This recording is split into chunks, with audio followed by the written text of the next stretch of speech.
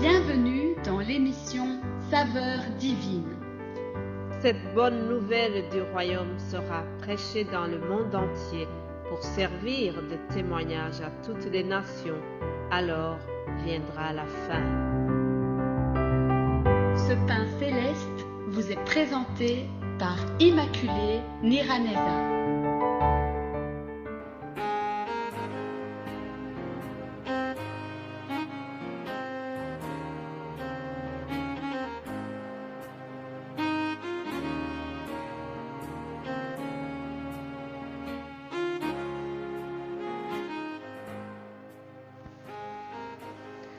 Bienvenue très chers amis de l'émission Saveurs divines, que le nom de l'Éternel soit loué.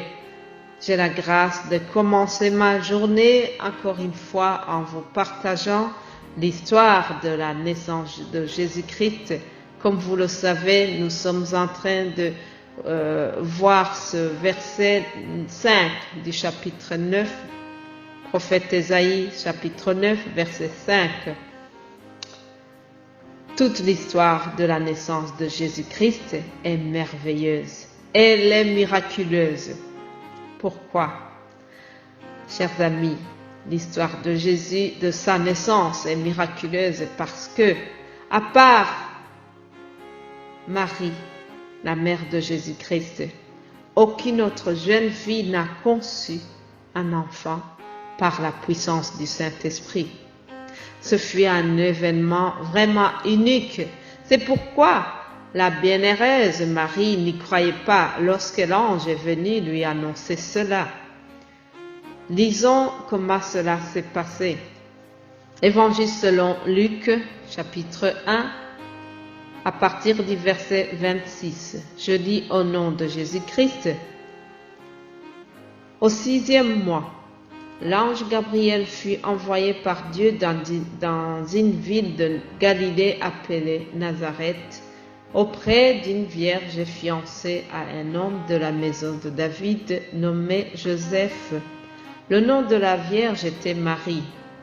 L'ange entra chez elle et dit: « Je te salue, toi à qui une grâce a été faite, le Seigneur est avec toi. » Troublée par cette parole, Marie se demandait ce que pouvait signifier une telle salutation. L'ange lui dit: « Ne crains point, Marie, car tu as trouvé grâce devant Dieu.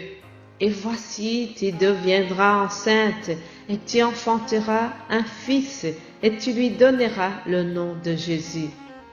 Il sera grand et sera appelé Fils du Très-Haut. Et le Seigneur Dieu lui donnera le trône de David son père. Il régnera sur la maison de Jacob éternellement, et son règne n'aura point de fin. »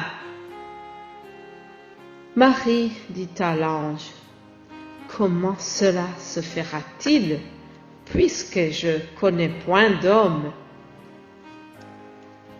L'ange lui répondit: « Le Saint-Esprit viendra sur toi et la puissance du Très-Haut te couvrira de son ombre. C'est pourquoi le Saint-Enfant qui naîtra de toi sera appelé Fils de Dieu. Voici, Élisabeth, ta parente, a conçu elle aussi un fils en sa vieillesse, et celle qui était appelée stérile est dans son 6e mois. Car rien n'est impossible à Dieu. » Amen. Marie dit: « Je suis la servante du Seigneur, qu'il me soit fait selon ta parole. » Et l'ange la quitta. Alléluia. Qu'il me soit fait selon ta parole. Chers amis, nous venons de voir le récit donc de comment cela s'est passé, comment l'ange est venu annoncer cet événement à Marie.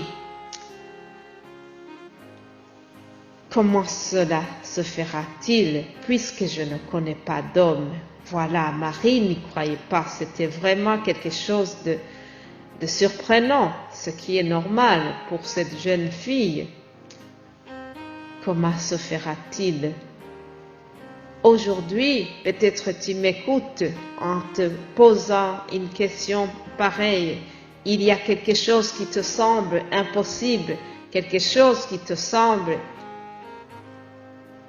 irréalisable. Mais je voudrais te dire que pour Dieu, tout est possible. Tu te poses la question, comment cela se fera-t-il que je trouve un travail puisque je n'ai pas un bon diplôme? Et en plus, nous sommes dans une période de crise liée à ce Covid. Comment cela se fera-t-il? Mais je voudrais te dire que pour Dieu, rien n'est impossible. Tu te dis peut-être, aurais-je un enfant puisque j'ai l'âge avancé? Dieu l'a fait pour Élisabeth. Pour toi, cela est possible aussi. Alléluia. Moi-même qui vous parle, j'étais très complexée par ma voix. Je ne pouvais pas m'imaginer qu'un jour je parlerais à un grand public. Aujourd'hui, je parle à plusieurs nations. Alléluia. Bien-aimé de Dieu, tout est possible à celui qui croit. Les chrétiens du monde, nous sommes en train de commémorer un grand événement, un événement merveilleux, un événement miraculeux. C'est que un merveilleux cadeau de Dieu nous a été donné, nous a été envoyé. Mais je voudrais souligner ceci, c'est que certains n'ont pas reçu le cadeau. Oui, il arrive que les colis sont envoyés et puis on les renvoie à l'expéditeur. Lisons l'Évangile selon Jean, chapitre 1, verset 11.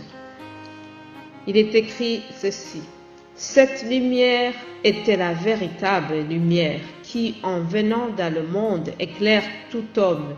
Elle était dans le monde et le monde a été fait par elle et le monde ne l'a point connue.